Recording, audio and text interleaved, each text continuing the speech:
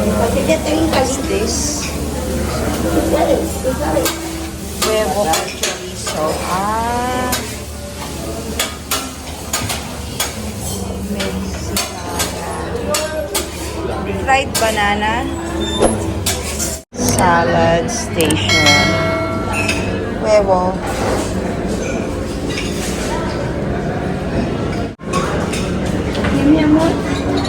Lots of fruits.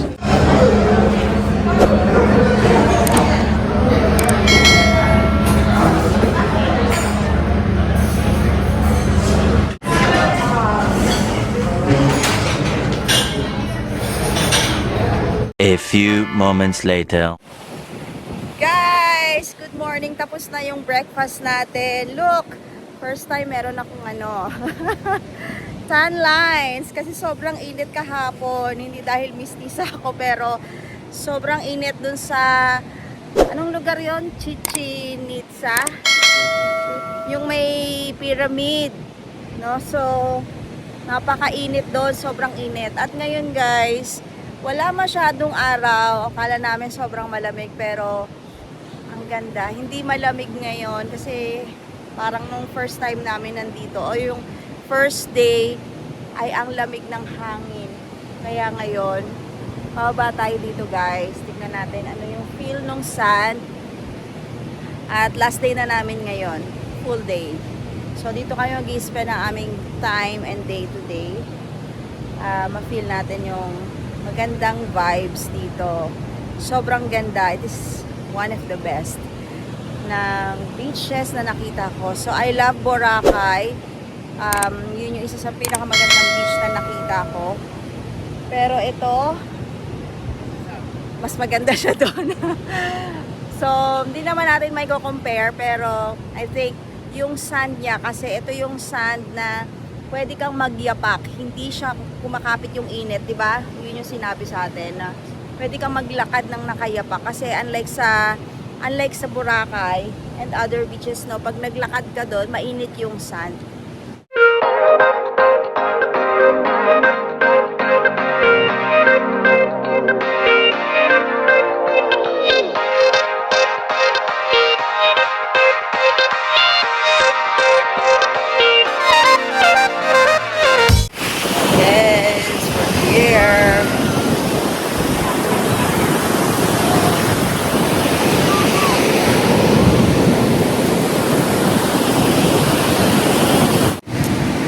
Hi guys! So, selfie stick tayo ngayon para kita natin yung buong view at tayo ay nandito ngayon sa Cancun, Mexico. So, ito na yung ating white sand, fine white sand. So, ang ganda ng sand niya kahit maaraw. Pwede kang magyapak, hindi mainit yung sand. So, yun yung difference nung nasa Philippines tayo. Yung sand doon madumi. Malinis, I mean, like sa Boracay, pero hindi siya kasing nito, yung pwede mo siya talagang apakan. Mainit. Hindi mainit, guys, hindi mainit yung sand. So, ang ganda dito. Tapos, ito yung anong tawag dito, ito daw yung one of the largest barrier reef. So, yung lifeguard dito ng Pito kasi lumalakas yung alon. Pero ang sarap ng water niya, malamig. Tapos yung pag wave niya, kasi yung katulad sa pagudpod, pag wave ng malakas ng ganon, sasama ka pabalik. Pero ito, pupush ka lang niya, yung pabalik, hindi siya masyadong nag-push back sa'yo, papunta sa water. Kaya, ang ganda niyan. Diba?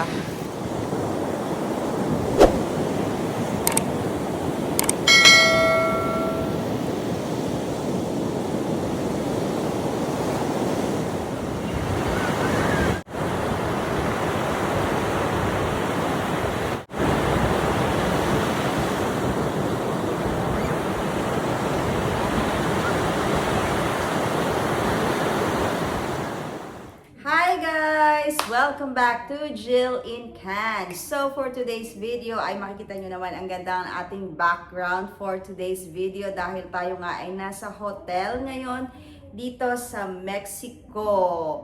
Pero hindi tayo nasa Mexico, Pampanga guys. Tayo ay nasa bansang Mexico.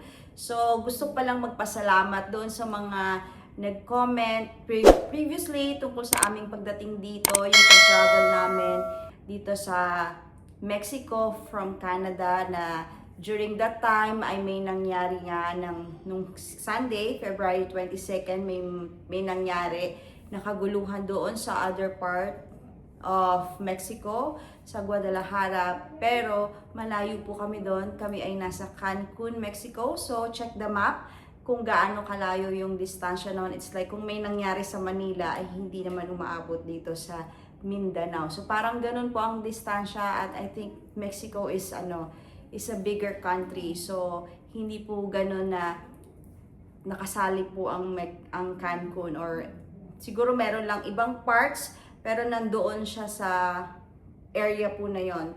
Malapit siya sa Mexico City. So ayan, at nangyari nga na nag-tour na rin kami yesterday at nagpunta kami sa Yucatan. So nandun yung Chichen Itza. So yung parang pyramid siya, no? It is one of the 7 wonders of the world. So napakaganda. So if you are yung gusto nyo ring mag-travel sa mga ganon, may mga historical, ayan, you can try yung dito sa Mexico. It is 2 hours drive from Cancun, yung Yucatan area, and nag-iiba rin yung time zone pagdating doon. So yun, it was an all-day tour, kaya medyo napagod tayo, at ngayon tayo ay nagba-vlog para magbigay ng mga updates sa inyo.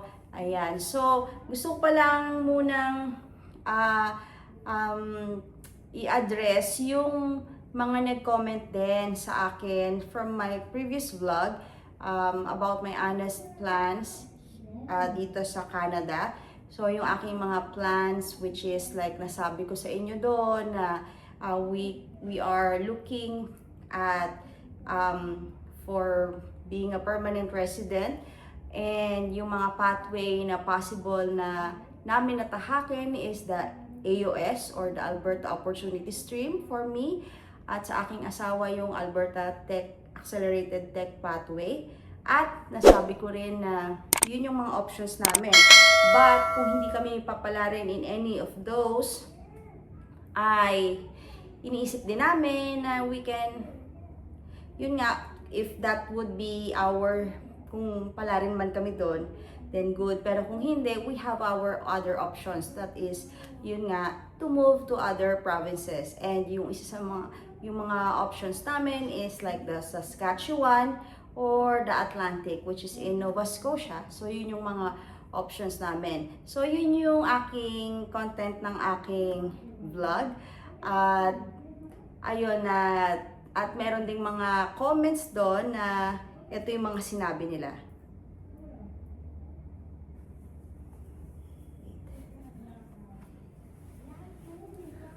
Ayan, so nagulat na lang ako bakit nakasama yung mga yon. So anyway, having 5 children, guys, is really tough for us, no? Unang-una, actually parang naisip ko 4 lang talaga sila originally, kasi nga magkakasunod yung ages nung 4 na yon, and then humabol na lang yung pang-5 naming anak, no? So 9 years gap from the bunso noon, tapos yung bagong bunso. At having 5 kids, or having 4 of them before, is it's actually a blessing. It's actually a blessing, and it's also tough na magpalaki ng ganon kadami, especially sunod-sunod, and especially if you are living sa Philippines, no? Especially marami tayong mga expenses, yung mga medications, kung may mga ganon, may mga sakit, at kung tayo ay nagpapaaral, kung sa private ba natin sila pinapaaral, at syempre, and other things na mga kailangan ng papalaki. Especially, hindi lang yon, hindi lang sa financial. Kailangan din natin to be there physically, yung presence natin, dahil alam niyo sa Philippines, yung mga bata ang daming mga ganap sa school. So nung nandun ako, I was a stay-at-home mom, may mga side hustles akong ginagawa. So I was a stay-at-home mom.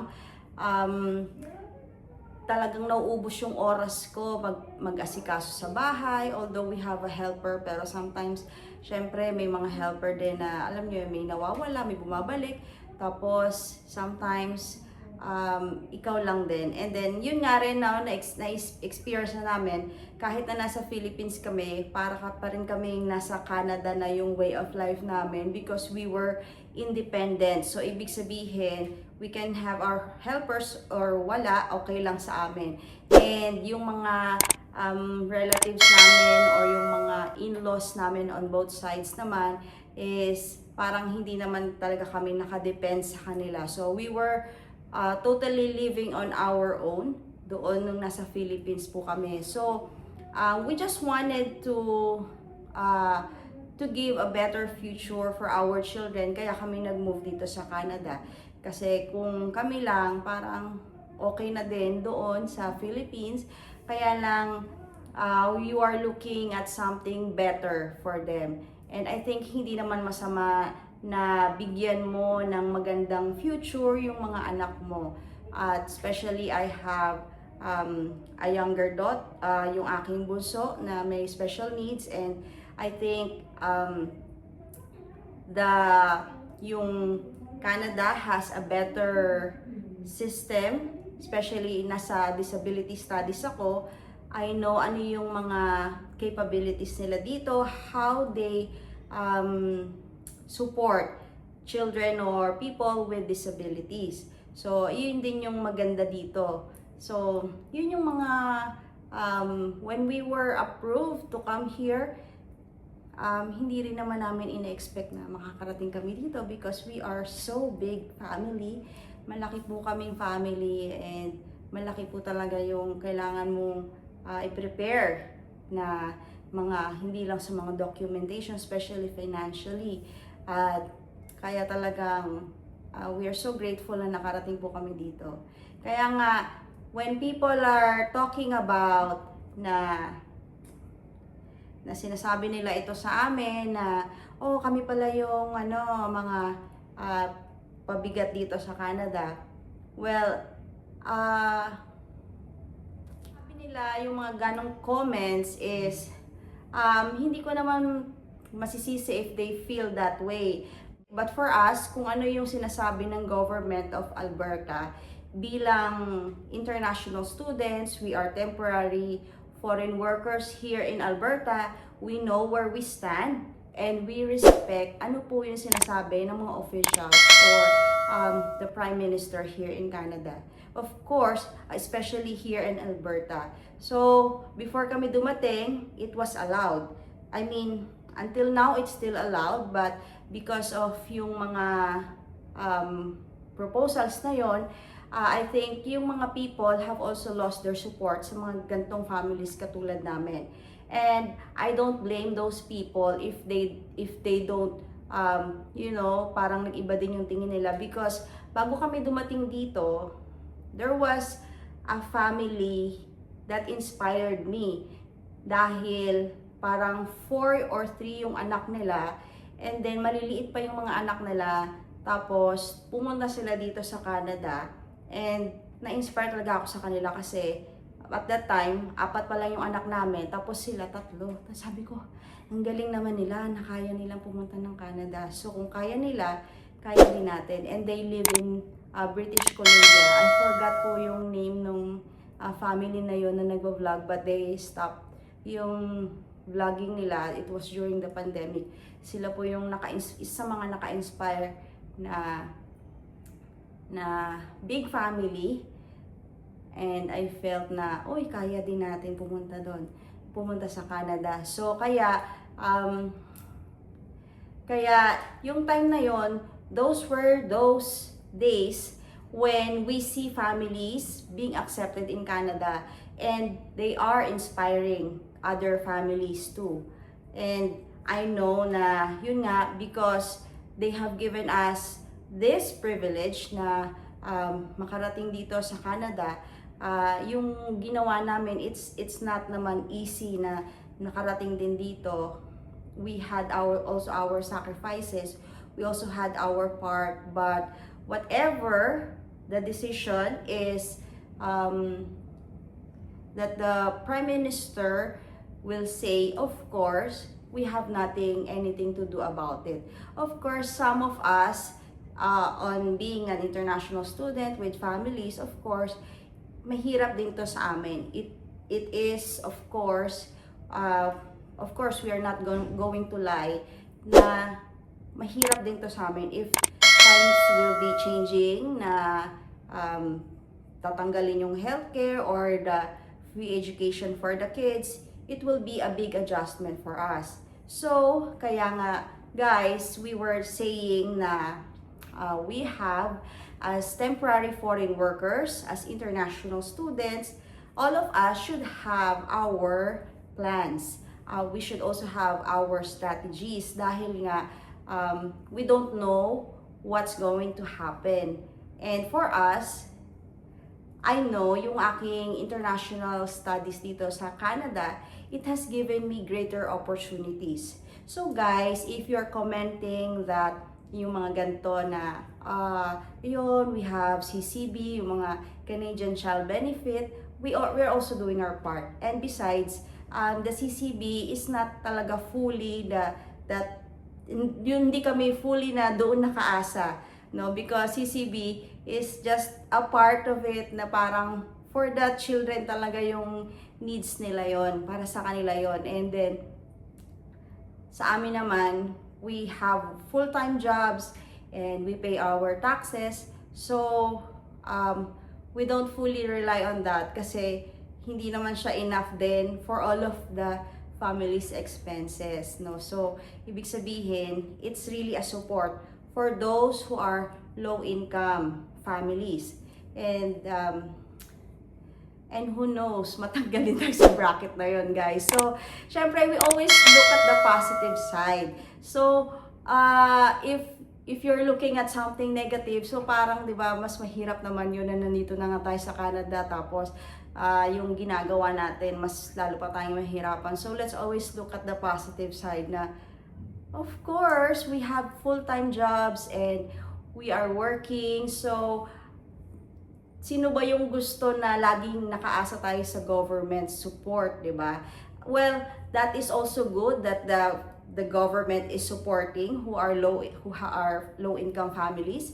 Yan po yung isa talaga sa mga maganda dito sa Canada kasi yung mga taxes na binabayaran natin dito ay nakikita natin kung saan nanggagaling at kung saan napupunta yung mga taxes na binabayaran natin dito. And that is very, very commendable talaga dito sa Canada na ganun yung ginagawa nila. At kaya nga, we are willing naman tayo to pay our taxes because we know na nakakatulong to sa mga tao, sa quality of life ng mga tao dito.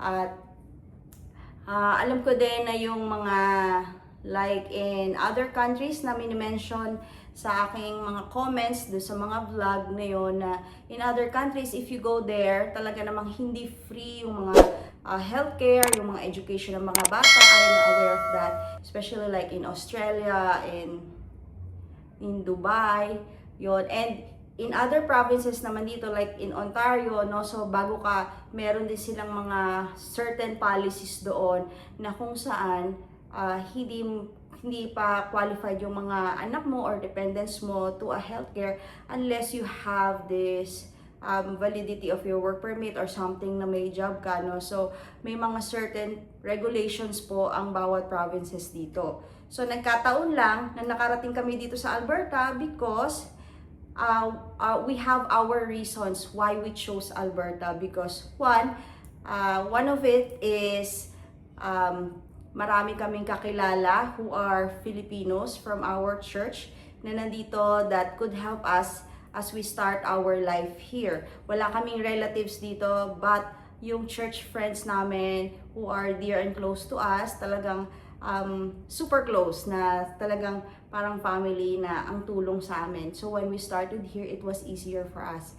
Tapos, isa pa, other than that, is nandito kasi yung school na napili ko dahil it is one of the most affordable then for me to study my disability studies, because my course back in the Philippines was early childhood education minor in SPED. So it's just a minor yung inaral ko, and now na I have expanded it to a diploma course na disability studies. And also nga dahil nga timing na rin, nung nag-aral pa ako noon, wala pa akong panglimang anak who has special needs. Pero ngayon, ayun, so maganda rin na inaral ko siya. Ayun, and other things like dito sa Alberta, kasi kahit nga malamig siya, yung cost of living talaga. So, nung bago kami pumunta dito, talagang inaral namin lahat ng mga provinces. At syempre, nandun yung relatives, may relatives ako sa Ontario, at ang aking husband mayroong relatives sa British Columbia. Parehong both expensive yung mga provinces na yon. Tinignan namin yung mga bahay. So hindi talaga namin kakayanin yun, especially madami kami. We need a bigger house, and bigger house means a bigger monthly payment ng rent, no? So hindi namin kaya yun. And then talagang nakita namin that Alberta, ayun, so compared to them, mas kaya naming ma-afford yung mga expenses, especially the rent. Kasi nga talagang yung rent, talagang yan yung pinakamalaki sa mga expenses na ginagastos natin dito monthly. So, kaya yun yung napili namin is Alberta talaga for starting your family here or as an immigrant here in Alberta. And I know we've made the right choice na nandito po kami sa Alberta. So whatever na ano man yung magiging proposal or final decision doon sa pinag-uusapang healthcare at education na tatanggalin sa mga temporary foreign workers, we totally respect that po. So we have nothing against it. And whatever that we are receiving right now, we cannot stop them because kasama po yun sa system na dumadating na once we submit our taxes and they know that we have these kids. By the way, I have 5 kids pero 3 na lang po yung may benefits sa kanila. Ayun. So anyway, just for that, and ayun, so I hope that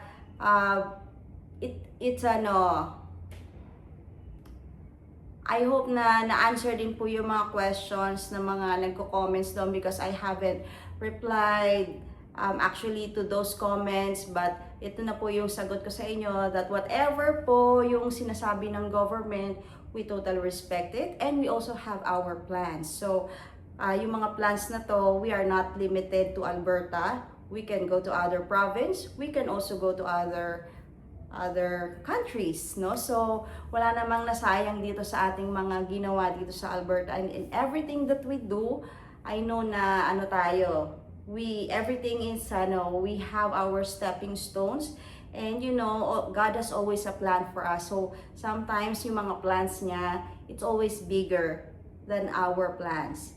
So I know na ayun, whatever it is, so it's always the Lord's will. So, yun lang guys. Kung meron kayong comments and suggestions, please comment down below. At kung meron kayong mga questions, comment down below. At please don't forget to like and share this video. At kung meron kayong, please don't forget to like and subscribe to this video. Yun lang guys. Thank you for watching. See you in my next vlog. Bye!